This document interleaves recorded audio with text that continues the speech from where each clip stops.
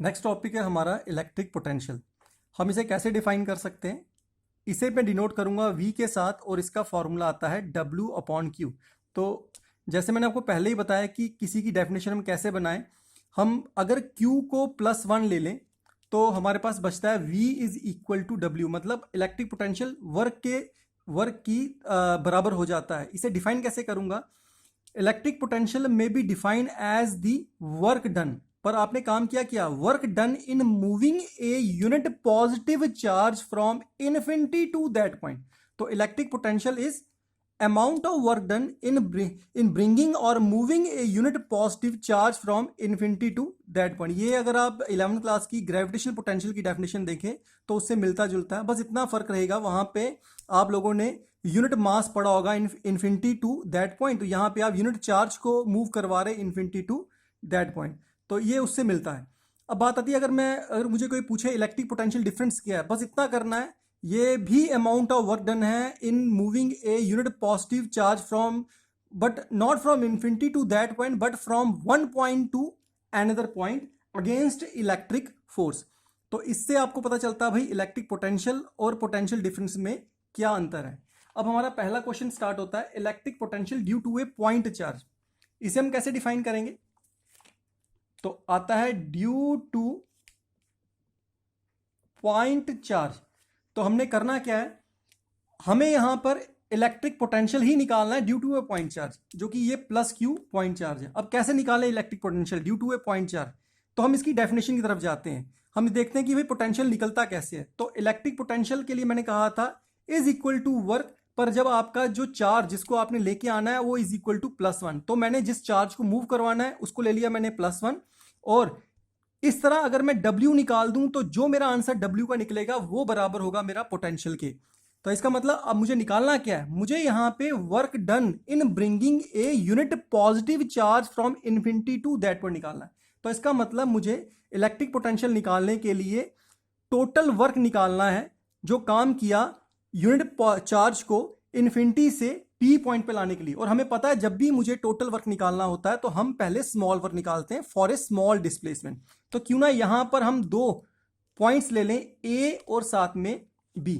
अगर P point की दूरी is equal to R from O, तो क्यों ना A पॉइंट की दूरी को मैं लेता हूं इज इक्वल टू X, इसे मान लीजिए।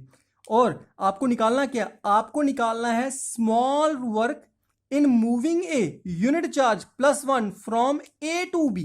तो आपको मूव करवाना है A टू B इस तरफ, तो ये dx वेक्टर की डायरेक्शन होगी इस तरह, जो कि है A टू B।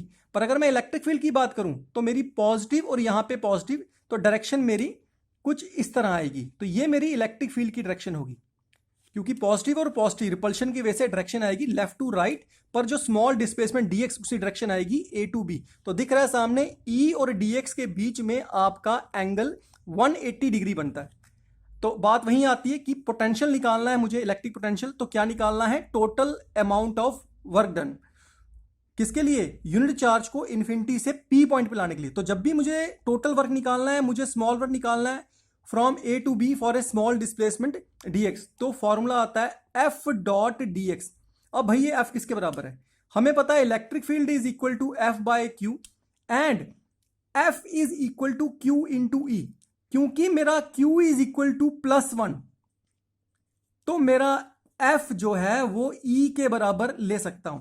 क्योंकि मेरा Q1 था इसलिए F जो F है वही मेरा E है, तो मैं F की जगह E को सब्स्टिट्यूट कर सकता हूं। अब मैं क्या करूंगा, मेरे पास आता है E F डॉट dx, इसको मैं पुट करूंगा E डॉट dx, जिसको मैं डॉट को सॉल्व करूंगा तो मेरे पास आता है dw is equal to E dx cos of 180 degree,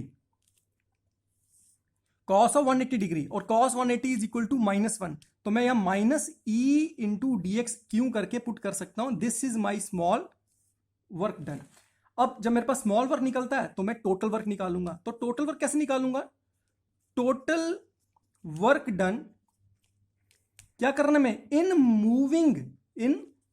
moving unit positive charge from, कहां से कहां मूव करना है, फ्रॉम इन्फिनिटी टू P। इसका मतलब आप टोटल वर्क निकालेंगे इज इक्वल टू इंटीग्रेशन और dw, पर आप कहां से कहां मूव किए, इनफाइनाइट डिस्टेंस से कहां तक आप मूव किए, आर तक, क्योंकि पी पॉइंट पे पहुंचना है और पी पॉइंट की दूरी कितनी है, आर। तो क्यों ना मैं इसकी वैल्यू सब्स्टिट्यूट करूं, मेरे पास आएगा डी डब्ल्यू में E minus E d x infinity to are.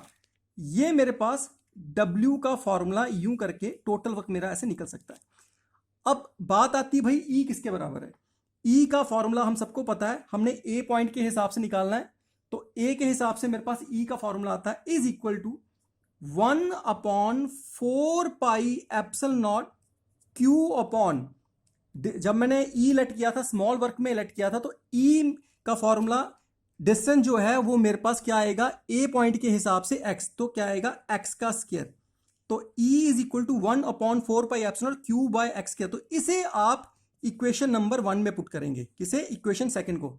तो पुट कर सकते हैं सेकंड को 1 में, तो मेरे पास आता है total work is equal to infinity to r minus बाहर आ जाएगा E is 1/4πε0 Q by x square, और नेक्स्ट आएगा dx, जिसमें जो कांस्टेंट सारा बाहर निकालूंगा, -1/4πε0, मेरा q भी बाहर आ जाएगा, इंटीग्रेशन में बचेगा इन्फिनिटी टू r 1/x² और dx, जिसे इंटीग्रेशन को अगर मैं सॉल्व करूं, आप अलग से सॉल्व कर सकते हैं, तो आपके पास आंसर क्या आएगा, मेरा आंसर आएगा -1/x। इसको आप अलग से सॉल्व करके देख सकते हो। अब माइनस और माइनस इज प्लस, Q/4πε0 और 1/x इन्फिनिटी टू r। अब Q/4πε0, एक बार अपर लिमिट 1/r, एक बार लोअर लिमिट इन्फिनिटी, यूं करके मैं सब्स्टिट्यूट कर सकता हूं। और जब मैं निकालूंगा तो मेरे पास W आएगा is equal to 1/4πε0 Q by r। And we know, जो आपने काम किया, वर्क डन हुआ in moving a charge, positive charge from infinity to that point which is P, यही work is electric potential. So electric potential is 1/4πε0 Q by r। अब मैं relate अगर मैं करूं, सबसे पहले सब यूनिट में आपने फोर्स निकाला, उसमें था 1/4πε0, 2 Q थे, मतलब एक Q1 था एक Q2 था, बाय 2 R थे, R स्क्वायर था। इलेक्ट्रिक फील्ड जब निकाला 1/4πε0, एक Q था, मतलब 2 Q नहीं थे F की तरह, एक Q था अपॉन R स्क्वायर था, मतलब 2 R थे। पर जब मैं पोटेंशियल निकालता हूं तो यहां पे मेरे पास Q भी एक रह जाता है और मेरे पास R भी एक रह जाता है।